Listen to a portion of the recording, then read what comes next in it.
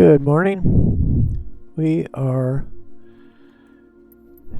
leaving Farmington, New Mexico, and this is real close to Four Corners. And if you can't recall Four Corners, I'll just give you a little hint. Here's Telluride. That'll give you in Pueblo. Of course, that's Colorado, and then Farmington, Albuquerque, Santa Fe, Gallup, that's New Mexico. And then over here to the south, it's not Nevada, but south here, Sedona and Phoenix is Arizona. And then we have one state to go, and that would be up here. And Utah, Salt Lake City is in, of course, Utah. So Four Corners is very close to Farmington, and let's just guess that this might Shiprock. I don't know whether that's pretty close, but that's not Four Corners. But Four Corners is right in here. It's not shown on this chart, which is our world map. We go all the way out. Well, it won't go out this morning. There it goes. There it goes. We get the globe look. Here, I can't be on the this tag showing that we're going to McCarran Field. We're going to go over McCarran Field, and then we want to go to Edwards. And I'm fascinated by the X-15 trials, which I found out they made 199 flights of the X-15. I think one man died during that thing, and that's the rocket ship that went up to maybe 200,000 feet. And it did go on 1968, 67, 68, and there it did go Mach 6. So it's the fastest man has gone in a piloted aircraft. Now we start getting into satellites. That's a different story. But it was a rocket ship. It's not the scramjet. They're working on the scramjet, but I don't know how far they're going to get with it. Anyway, we're having fun with it. Here it is, Darkstar up in the upper left-hand corner. Whether it's actually flown or not, there was a mock-up for the movie, which Top Gun, and Tom Cruise. He seems to be the most popular, well, one of the most popular actors today, and he plays many roles very well. So he flew this, and at the beginning of the movie, there was an experiment where he was not supposed to go Mach 10, but he went Mach 10. And this thing in simulation goes Mach 9 plus. I think if you put the nose down when you're going Mach 9.8, it will go Mach 10. But for some reason, that doesn't wind my watch. And what does, though, is simulating what the X-15, once it spent its fuel and went to 100 or 200,000 feet, got up to Mach 4, 5, 6, that it was in free fall. And we call that a dead stick landing when it comes down. And their landing area was always Edwards Air Force Base with the X-15. Of course, the first one, the X-1, was the Bell X-1 that broke the sound barrier. So that's the first aircraft to break the sound barrier with a human on board. They had things that had broken the sound barrier, but that was with a human on board. And that was Chuck Yeager. So I sometimes remember these people. So we're going to try to land like when we came out of Death Valley. We landed on this long runway, but we may not make it there. We may end up short. And the X-15 always landed out here. It had skids on the main gear. Didn't have wheels on it. It had little skids or skis, and it would land probably out in here someplace on the lake bed. And you can see kind of see lines on there. that may be where the X-15 landed. Okay, enough of that. Let's get flying. So we'll click this. Let's go back up to looking. And the other part of this is we're going to fly over the Grand Canyon. So I want to see what that looks like at 100,000 feet. And it's not going to look like much, but we'll get a look at it. Click the fly button. There's the Cessna 150. I taught a few students in the Cessna. It's a 152, I'm sorry. We taught in that. And we are starting at 100,000 feet. And this is called custom departure. And they, I guess, take the ideal altitude of the aircraft. And we go from there. Now, I see a line going over this way, but we're heading 270, and that's the course to Las Vegas right there. So we may have to come to the right to get on course. Let's see. We should have. We get ready to fly, and then we'll click this to stop it,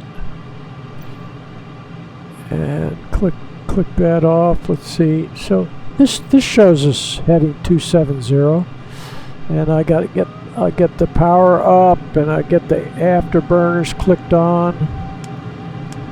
There we go. Get the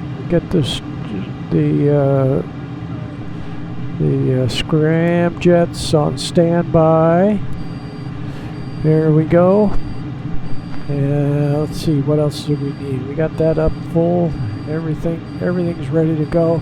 Oh, we want to change the light. We don't need to be doing this dark time, so we'll get it in the light of day. 12, 11, maybe a little bit in the 11:30. So we should have the sun a little bit behind us. We'll get a good look at things. Okay, so now we're going to click this on, and we'll hold our attitude to keep it around 100,000 feet, and just let it accelerate up to Mach 9. There we go, and we'll hear the scramjets come on. We hold the nose down here. There goes the scramjets. We could go outside and look at those lighting up. There, they're lighting up. And you'll see the airspeed go from Mach 3 to Mach 4. And what are we doing? We're going down. Get the nose up a little more. Coming up on Mach 5. Bravo Charlie, contact Denver Center on 127.55. Good day. 127.55, experimental 7 Bravo Charlie. Goodbye. Okay, we're on course. Looks like I see Lake Mead already. Now we're climbing.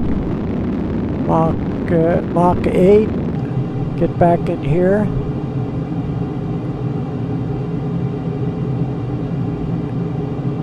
Okay, we're coming back up to 100. We need to be at 100 to get to Mach 9. Now we'll start looking for the Grand Canyon. Should be off to our right. This is probably part of the Grand Canyon over here. Let's see what we see. Okay, we're going down again. Let's get it back up. And the Colorado River runs in through here. And we can be going so fast we can be to Las Vegas before I know it. We're definitely not to Las Vegas. We went right by 4 corners.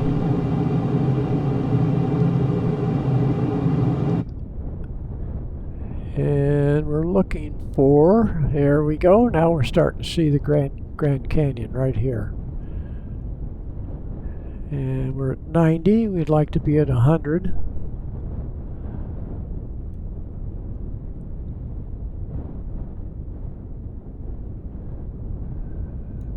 96, 97. There we go. Yeah, that's the Grand Canyon. And it'll run out to Lake Mead. Here we're at 100. We're going for 110. Got to get back in here to hold the nose steady. And I'll put in a little bank to the left. We're at 9.4, so when we get above 100,000, it'll go faster in the thin air. Coming back down. Okay. And once we see Las Vegas, we want to make a left turn to head for Edwards. We'll look back toward New Mexico, Arizona, Utah, and Colorado. So is this may be, and this may be Las Vegas right here. Yeah, this is Lake Mead. And the bridge is right here. You can see the Colorado River heading south. You see Las Vegas right there in the right corner. And then we got to continue left. We'll look down here, see if we see Lake Havasu. And I figured we have to head. We're at 250, 240, about 230 degrees. Pull the nose around here. Goodbye, Las Vegas. And in a short while, we'll be turning off the scramjets. So we're going to try heading 230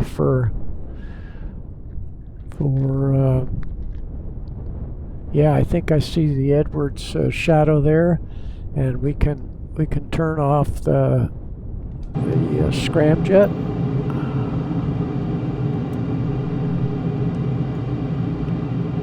There we go. And let's go ahead and turn off everything and see if we can coast down into Mojave from here. We should make it easily. We'll look back at Las Vegas, right in there. Here, we'll take it around this way. Here's Las Vegas, right back in there. And then we're going to shut one engine down. See, both engines are at idle, so we're going to shut off the right engine. And you'll see that right here. You can see that go to 0, and the left engine. And that should be good. That heading should be good for, well, we'll look. We can see Edwards by now. You can see one engine is at idle, and it produces a little bit of thrust. But anyway, it's back down to Mach 5, and we're going to go right here, Mach 5, and slowing down. Get back outside. On the tail, look for Edwards. Shoot, we're already over Edwards. We're right over Edwards. There's Los Angeles right down there. We can look out. We can see the Channel Islands at Santa Barbara. Santa Barbara's right over there. Beautiful day. And we're going to have to start turning around because we can't get too far away. And we'll look up toward Bakersfield.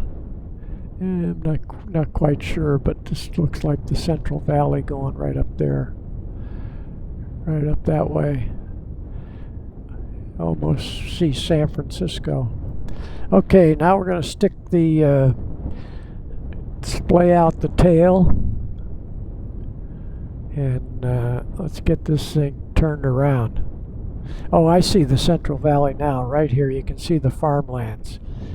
Just following past the wing. We're probably right over well, we just went by Tehachapi, but we're over the Grapevine. and we may end up going almost over LA. There's LA, there's Santa Catalina Island. We're down to 60,000 feet. And we're coming around to the east. Let's see if we see Edwards. Here's Edwards right down in there. I can see the runways we might possibly land on. Lancaster's right, probably right there, right under us. Palmdale and Lancaster kind of run together.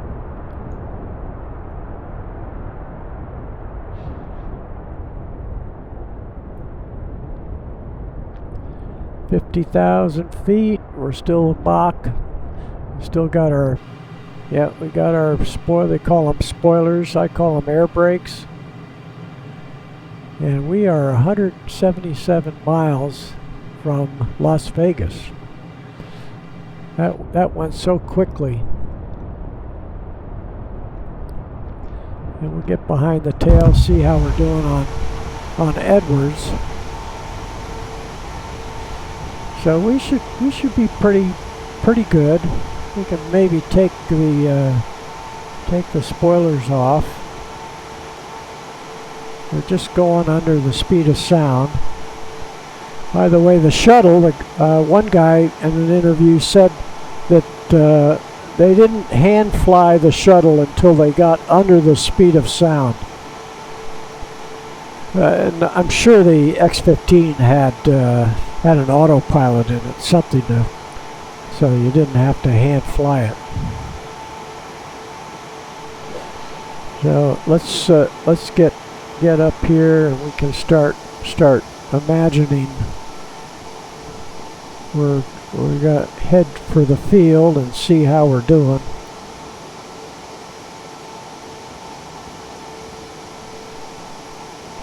You get behind it like this and stabilize it at a certain speed. We can keep it at about 250.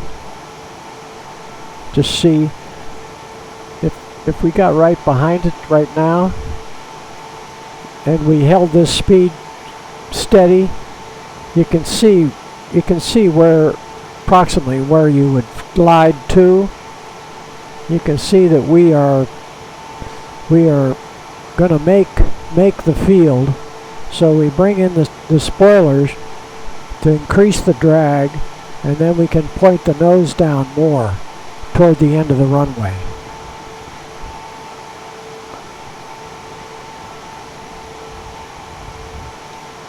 So this is holding at 250.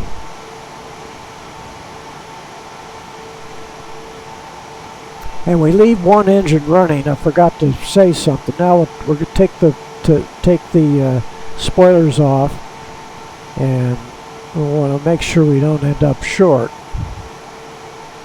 Fine tune. This is a fine tuned game. Now we're at 260. I think we're pretty good. We might play with the air brakes again before we get down. And we want to go a little bit to the left of the runway because to line up we have to come back to the right, obviously.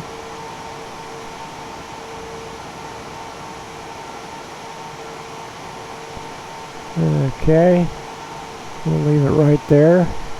It might be going a little bit cattywampus because of the one engine idling. And you see we got the scramjets at 0 power, the right engine at 0 power, the left engine's idling. And that keeps the hydraulics going so we can operate the landing gear.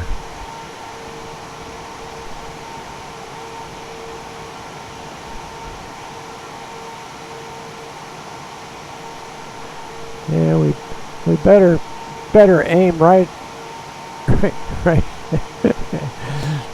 We better keep it pretty close to the end of the runway because I can tell that we can see that I won't be deploying the spoilers anymore.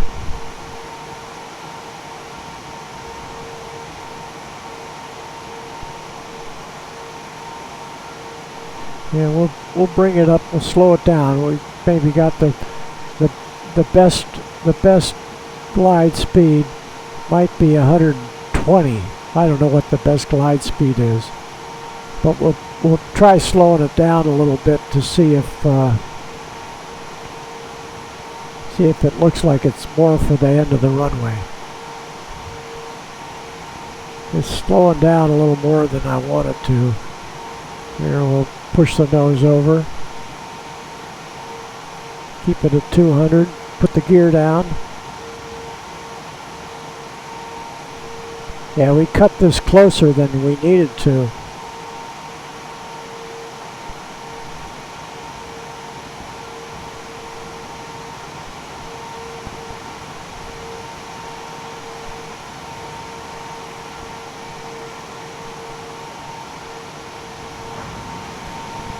Yep, the gear didn't go down.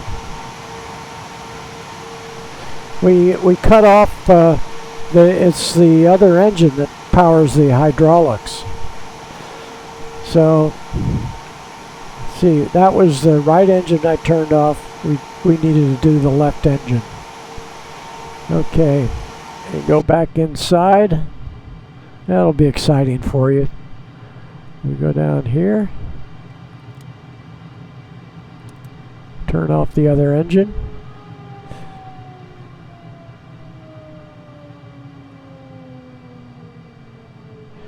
Yeah, they're going to have to get the crane out.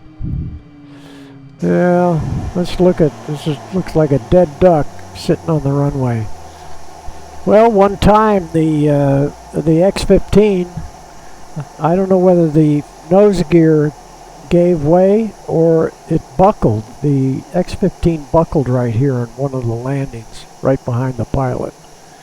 And the pilot had some injuries, but the skids were way back here for landing on the dry lake bed, and that was the brake. They didn't need the parachute. So anyway, we skidded in like an X-15. I did say X-15 when we started. So there you go. We'll look out here and see if they're sending the fire truck out. There's the hangars over there. They're looking back toward Tehachapi, looking back toward Mojave and Lancaster, LA. This is probably up toward Big Bear, out toward San Bernardino, and then toward Las Vegas. Well, this probably aims right at Las Vegas. Okay, thanks for watching. Bye-bye.